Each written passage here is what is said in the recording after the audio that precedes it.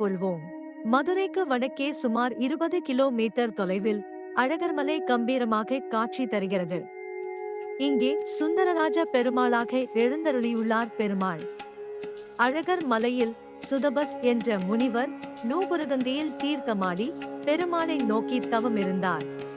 அந்த சமயத்தில் துர்வாச மகரிஷி தன் பரிவாரங்களோடு அவ்வழியாக வந்தார். பெருமாளையே நினைத்துக் கொண்டிருந்த முனிவர் ரிஷி வந்ததை கவனிக்காமலிருக்கவே ஆத்திரமடைந்த துர்வாசர் மண்டூகோ பவ என சாபமிட்டார். உடனே தவளையாகி போன சுதபஸ் சாப விமோசனத்துக்கு வழி கேட்டபோது, விவேகவதி தீர்த்தக்கரையில் வைகே, நீ தவம் பண்ணிக் கொண்டிரு. சித்ரா பௌர்ணமிக்கு மறுநாள் அழகர் அங்கு வந்து உனக்கு சாப விமோசனம் கொடுப்பார் என சொல்லி இருக்கிறார் துர்வாசர். அதன்படி வைகை கரையில் தவளையாக தவம் பண்ணிக் கொண்டிருந்த முனிவருக்கு சாப விமோசனம் கொடுக்கவே கள்ள